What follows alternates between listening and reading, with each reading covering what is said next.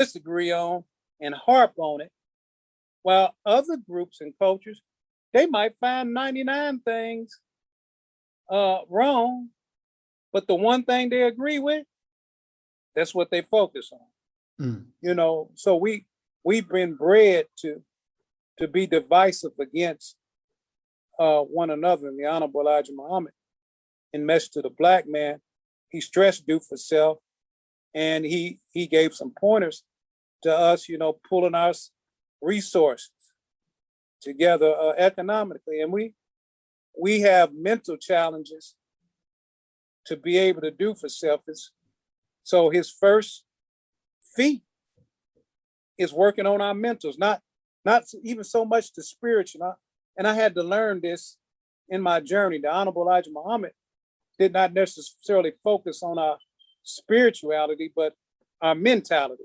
Black people, we're very spiritual people. But he said spirit, he said the mind is what directs the spirit. So if you don't empower the mind, the spirit that we have, it can be misused. And Black people, we're the most spiritual and religious people ever. Any culture, they know that. But we're not mentally sound. So that's the first feat. He had to work on our mentality, and so the Nation of Islam, of course, under the Honorable Elijah Muhammad, banks, airport, clothing factories, schools, he had all that. And this was a man that only had a third grade education. Yes. It says a lot. Farmland.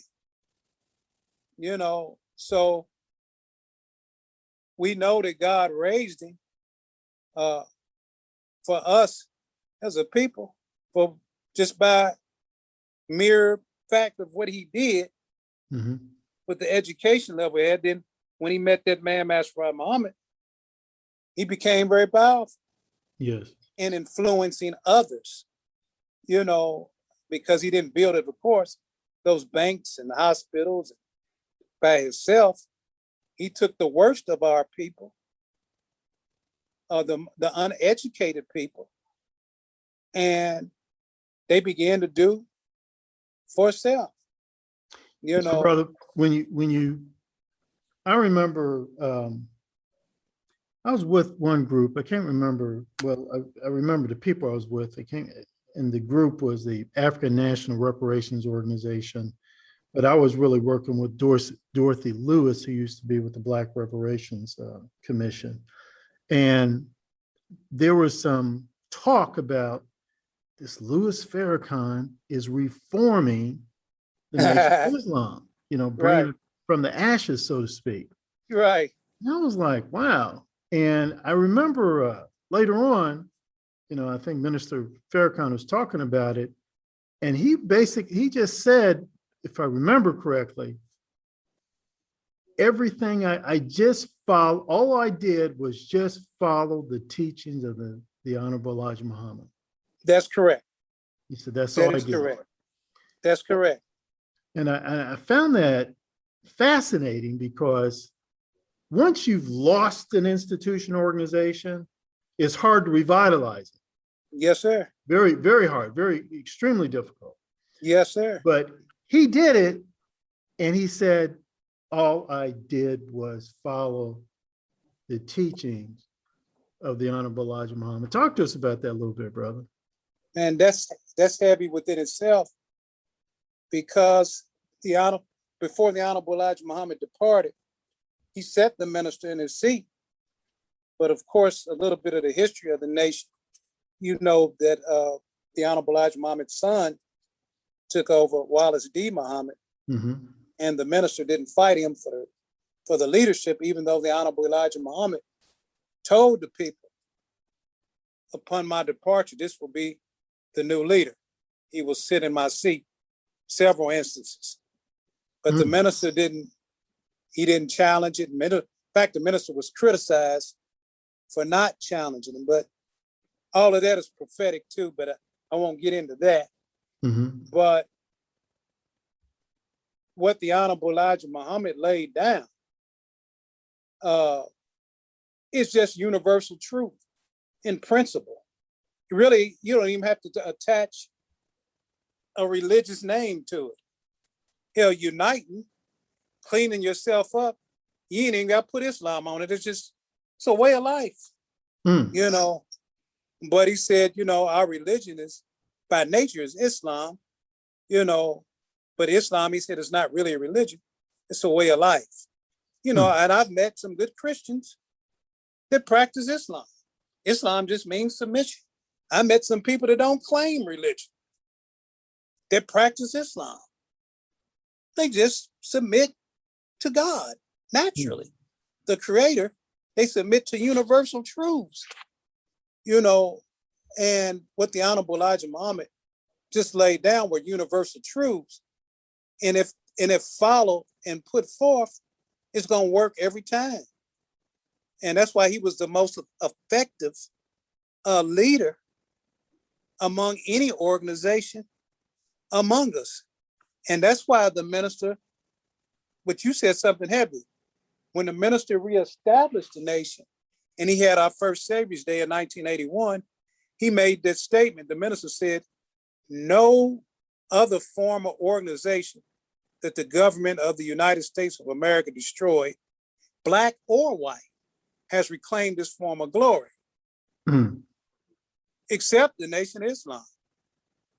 You know, and it is because the minister, when he came back to himself, he came back to those teachings, and he's followed those teachings, and he's grew to understand more, because he had to admit himself. He had to, some of the things the Honorable Elijah Muhammad said to him,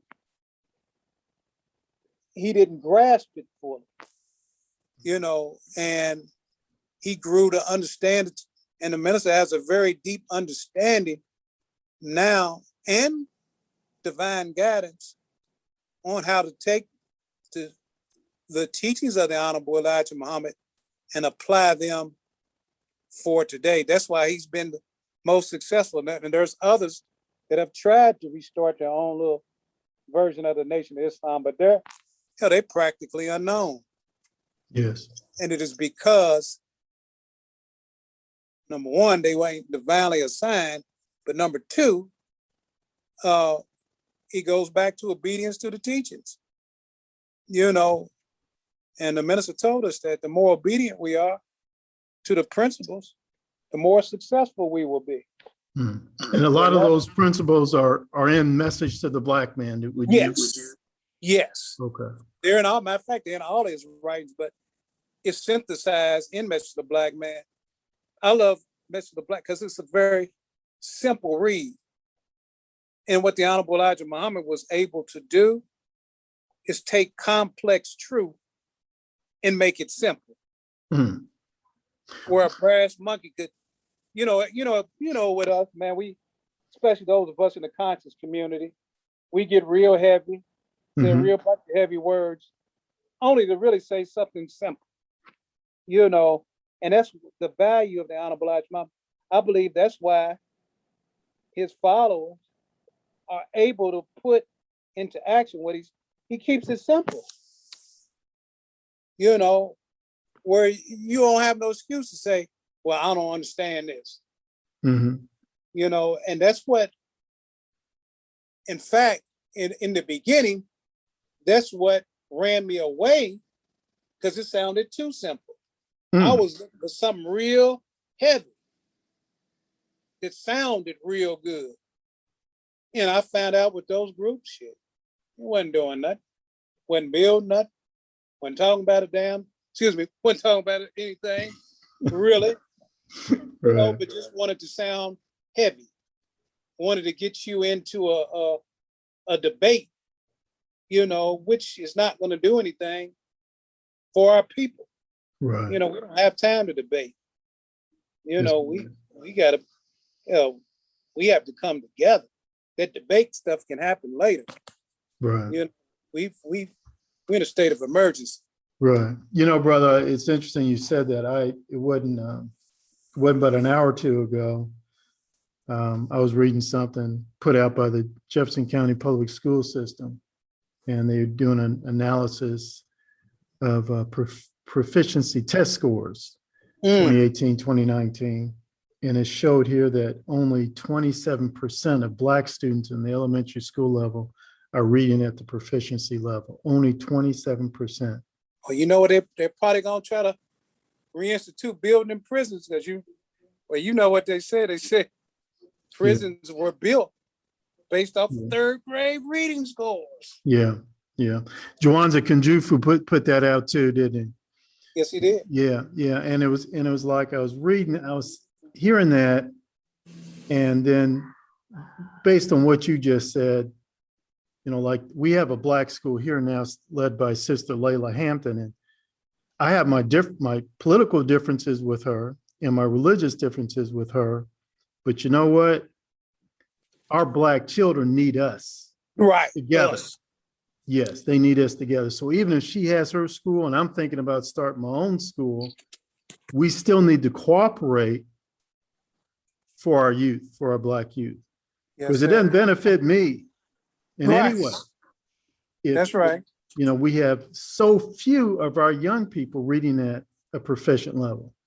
And man, that's astonishing, brother. Yeah. That's an astonishing figure. I'm glad you studied that. In fact, the minister has a study guide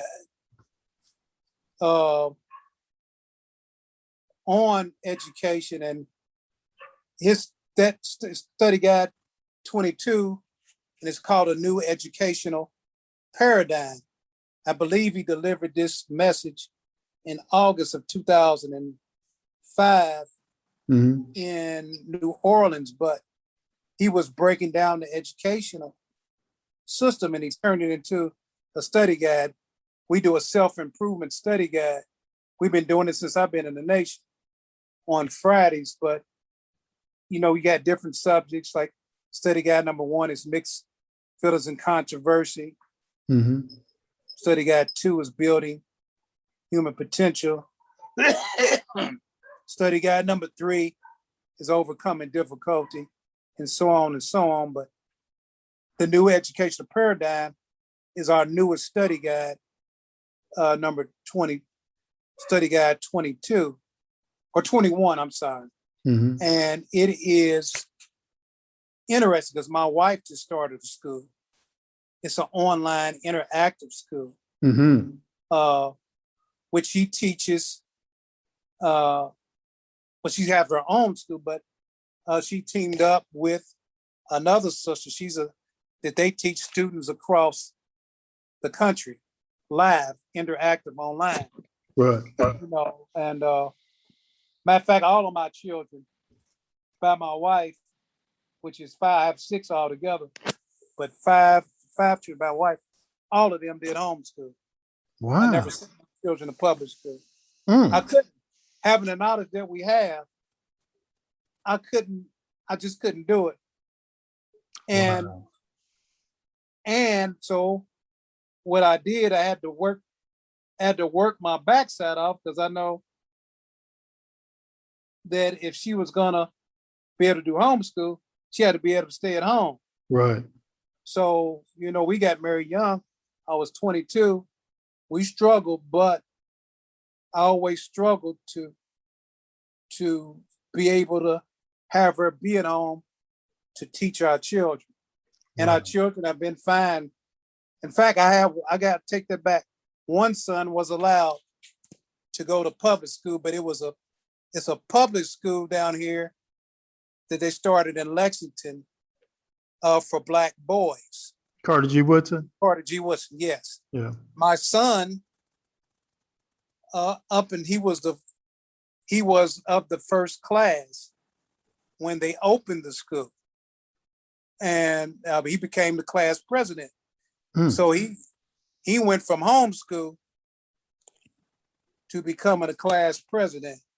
And so it really, what my wife has done, brother, is phenomenal. And what Damon Muhammad said, he said, hell, you can hold school under a tree, Right.